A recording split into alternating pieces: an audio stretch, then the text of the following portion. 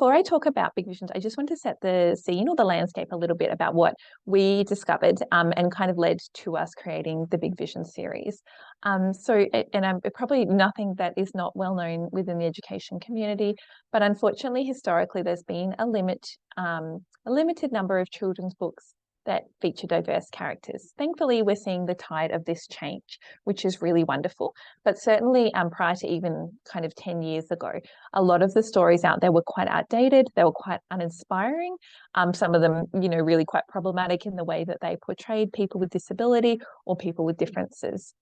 And we found, especially working with Vision Australia, who are an organisation that looks after the needs of people with blindness and low vision, covering kind of all things from education to employment and beyond, that there were very few stories, if any, that explored talking about jobs and careers for people with a disability. It just seemed that when this conversation came up at the dinner table for a family who has a child with a disability, that there wasn't that beautiful conversation around what do you want to be when you grow up, and kind of setting, the sky's the limit, which is really unfortunate because it's such an important conversation to have, and it's one that happens from a very young age. On a practical level, there's also a lack of print and braille books in one volume sold.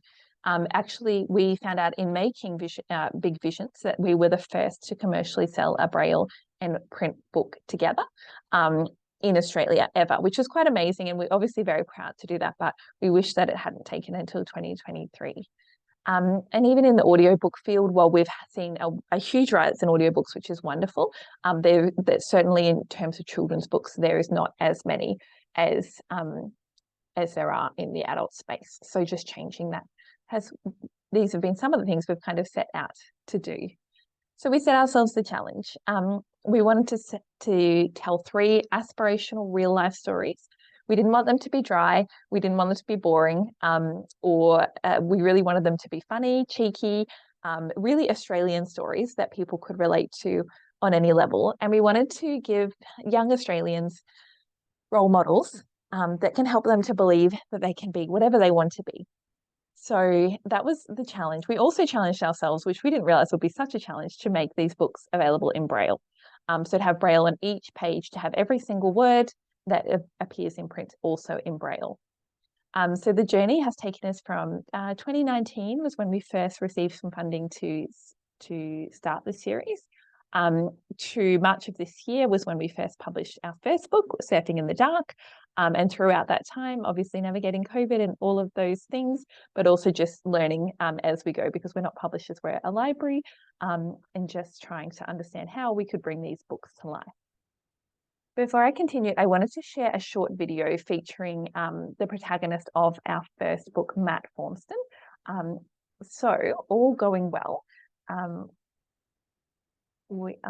If I can get my tech to it, I'll just share this. It's a really lovely kind of background to one of our role models featuring in the Big Vision series. A wetsuit inscribed with "Blind Surfer" on the back, Matt carries a surfboard under his arm as he walks to a surf beach. Matt speaks to camera from the beach. G'day, I'm Matt Formston, Paralympian, pro surfer, businessman and proud family man. Matt jogs into the waves and dives on his board before paddling out. I had full vision until I was 5, and I lost 95% of my peripheral vision, and I lost all my central vision when I was about 5 years old. So central vision is basically if you look through the middle of your eyes, through 2 toilet tubes, that's sort of tunnel vision. And central vision, I can't see that part of my vision at all, so I've lost about 95% of the rest of it. Matt looks out across the water. When I was growing up, my parents supported me, but they were also pretty hard. My dad never sort of said, yeah, this is going to be easy, or I'll do it for you. Or it's okay for you to make an excuse because of your eyesight. So although it was a bit hard sometimes because I'd always get pushed to try things and to find a way, by giving me that skill set to be able to always find a way, and I mean they helped me along the process, they were always there in the background helping me find the way, but it showed me that no matter what other people said that I couldn't do something, and there was a lot of times in my life where there's been people say, there's no way you could do that. I've turned around and been able to do that. So my life experience is, regardless of what anyone says can't, I've then been able to do those things, and the support I had from my family growing up showed me that, so that as an adult now, I know whenever anyone says can't, if I really choose to do something and it's in my heart, I probably can. So I'll just switch back to my other screen. Is it me now?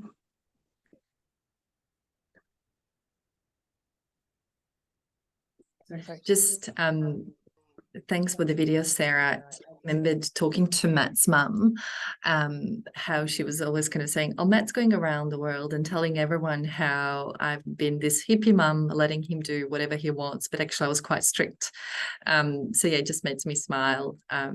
That kind of perspective of his parents, but also his mum's perspective of her parenting. The book, Surfing in the Dark, absolutely has reached every part or every corner of Australia.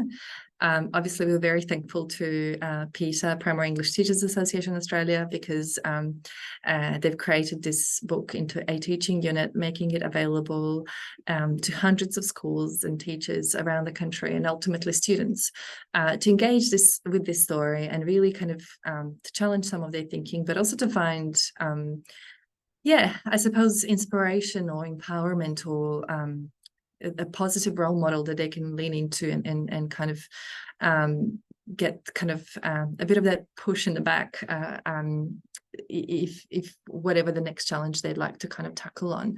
And certainly that's very much kind of spoken about in the reviews we've received, which I believe you can see one of those from the Books and Publishing, talking about Big Vision series as the groundbreaking and vital work for all Australian children, which is so wonderful to see. Our books have already also reached many or hundreds of libraries around the country, and it has been also available in Scholastic and Le Monde. And we just are currently working with ABC Play School.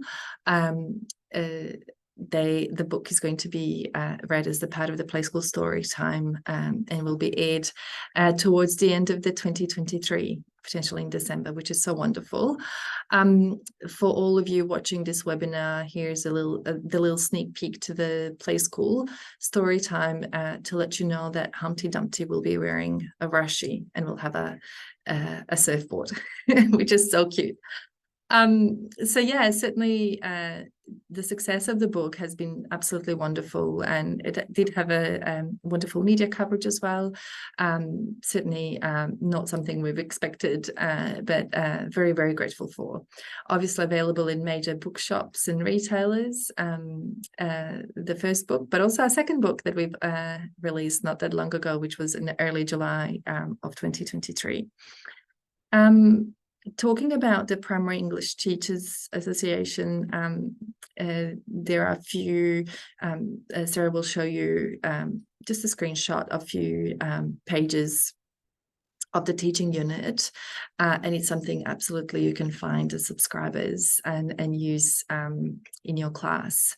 Very, very beautiful set of activities and conversations that you can have with your students, and really kind of help them to kind of bring these conversations back to their homes, you know, having that at the dinner table with their parents or grandparents or any kind of family and friends.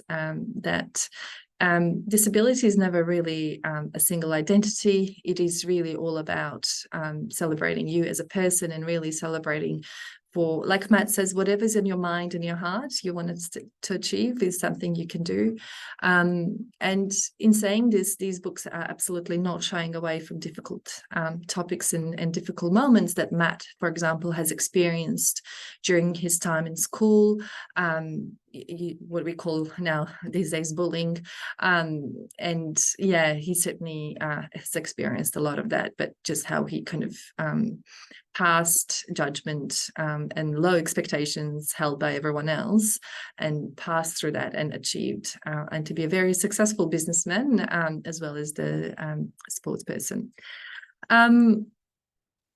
The Big Visions is not just Matt Formston, so we do feature another two stories. The second story is about Craig Shanahan. He's a blind chef from Sydney. Also has a beautiful story. It's about him and his seeing eye dog, and it's a really moving story, again, doesn't shy away from a difficult topic of what it's like to have a vision loss, but it's told in a very kind of lighthearted and funny, child-appropriate way. Craig did own his restaurant up until recently, which he had to shut down due to his health concerns. But yeah, very much still very active and kind of connected to the blindness community, and has been an inspiration to many people and children, especially living with disability. This third story in our series, which will be released in October, 5th of October this year, is about Nikki Hind. Nikki, she's a blind fashion designer. She's from Albury, and she has her label called Blind Grit. That is a very unique story in a way that Nikki kind of she showcased, at Melbourne or Australian fashion festivals and Melbourne fashion festivals, has been featured in Vogue and Harper's Bazaar, really kind of been out there in the top.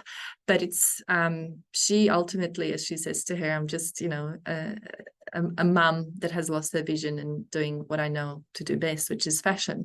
Nikki's story is very unique, and it's so beautifully told and illustrated. And it's something that absolutely should be encouraging all children, especially young girls. And their stories kind of determination, entrepreneurship, pursuing your dreams, and kind of succeeding or failing at the same time. So really beautiful story. And all of these stories, big visions, as it says, it's a really a vision for a child to kind of dream big. We know life can sometimes get in the way and make things a bit more difficult than you anticipate, but this is kind of to challenge some of these thinking, and when the things get too tough, that we can pass on and move on and kind of come out stronger. Certainly some really wonderful topics for the conversation in the classroom. Moving on to what we've learned from the creation of these books. Number one, there's no money in publishing. Absolutely. This is just a passion project, a mission project for Vision Australia. We poured our hearts and souls and lots of resources into this project. And we really hope that it will start kind of a generational shift or a change in our societal dialogue, and really kind of surface some of these topics and make them so normal. I always kind of say normalize the otherness. We've also learned that we're not experts in publishing either, so that's why we've partnered with Bear Publishing, who is a small children's book publisher from Melbourne, and they absolutely were amazing in guiding us through this process of finding authors, illustrators, printers, really kind of be open-minded, because they've never published in braille, and there was no one else in Australia that published both in conventional text and braille in a picture book, children's picture book. So we certainly did a lot of had a lot of long days and long hours making sure that this is I suppose accessible as much as possible. We've also learned that we do kind of say to check your ownership. We've made a decision to own the copyright of these books, and purely, like I said, we're not going to become rich, that's for sure, out of these books, but all proceeds go back to the children's services in Vision Australia and our Felix collection within our library, which is providing access to educational materials and fictional stories to many children around the country that have a print disability. So yeah, that is us pretty much. There's a lot of like I said, passion and hope and joy given to these books, and I really hope that that's what will come through when the reader is enjoying these books. So thank you, everyone. We are Vision Australia Library. Please feel free to reach out to us at any point in time. We always are up for a chat, talking to classrooms, talking to you and your teachers, your colleague teachers, certainly answering any questions. We also are the largest national library of books and resources for people with print disability, which is all about blindness, low vision, dyslexia, physical disability, any sort of person that, reason the person cannot hold or see a book. We do a lot of accessible format production. Sarah, over to you. Yeah, really not much more else to say. Thank you, everyone. Obviously, this is going to be watched later, so we can't take any questions at the moment. But we're very happy, as Vildana said, please feel free to get in touch. I've got our details up on the screen now. So we're at visionaustralia.org/library. We're also by email at library@visionaustralia.org. So as you can tell, it's been quite a journey to kind of get to this point. We're very passionate about the books, but we're also on a greater scale very passionate about diversity and inclusion in children's books. And so we hope that in many ways it can be a case study on what to do and how to do it. Not that we're experts, but just encouraging people not to be scared of telling diverse stories or having conversations around disability. I think there's so much more damage and harm that can be done in not doing that. So we really want young people growing up today to have these beautiful kind of bookshelves that are full of stories that explore all the different kind of ways of being and living, to see themselves in stories, whatever that looks like. And hopefully, and yeah, obviously so grateful to Peter for taking these stories and making them into something beautiful that can be shared in classrooms. That was kind of our hope, but the response has been beyond what we could have anticipated, which has been really wonderful. So yeah, I think that's all I have to say. Thank you so much for people's time when they do watch this. And Cassie, your time today. Thank you. Thank you so much, both of you. While you're both here and while we're recording, I would love to go through and really draw that line between what you've created with these beautiful books and what we created as part of a classroom resource. And we've heard now your talk about your dream for the book and what you'd hope it would do in the classroom. And I thought I would share some notes from our literacy leader, Karen Rogers, on the curriculum links that she found in creating the teaching unit of work that we have on our website, and the way that she envisions that the book can be used in the classroom. Bear with me, everyone who's watching. For people who watch our webinars all the time, you'll know I'm not an educator, but Karen Rogers is, and she wrote this for me. So I'm going to take great care to get it exactly right. But what she really wanted to point out was that surfing in the dark, and I'm very sure this is going to be replicated across the Big Vision series, it provides many rich and valuable opportunities for learning. If we look at the English curriculum alone, Karen really wanted to point out that you can explore the role of character in telling a story and use questioning about Matt Fornston's experience to help develop those vital comprehension skills. Closer reading of the text supports analysis of the language features used and the way that texts are made cohesive through the use of linking pronouns. And then she wanted to draw attention to the fact that on a broader level, that the book is excellent for exploring the concepts of identity and inclusion. These concepts are important and they're really prominent in the health and PE learning areas, as well as the personal and social capability area of the curriculum. She's briefly mentioned a couple of the specific curriculum areas that she thought would be particularly relevant for teachers, but she does encourage you, and so do I, to have a look at the PETA teaching unit for this book, and we'll link to it when you get this video recording. Within health and PE, there's a strand of personal, social, community and health, and it includes the substrand of identities and change. This includes ideas that can be explored through the book, such as personal qualities can contribute to a sense of identity, role models can contribute to positive self-identities, success, challenge, setbacks and failures strengthen resilience and identities, and strategies that we can use to create a safe and inclusive environment for all people. All of these can be unpacked and explored by using Surfing in the Dark, and I'm going to make the assumption based on our conversation that that's true with the rest of the Big Vision series as well. Karen also wanted to highlight the personal and social capability of the curriculum, and that it includes the social management element and the sub-elements of empathy, relational awareness, and community awareness.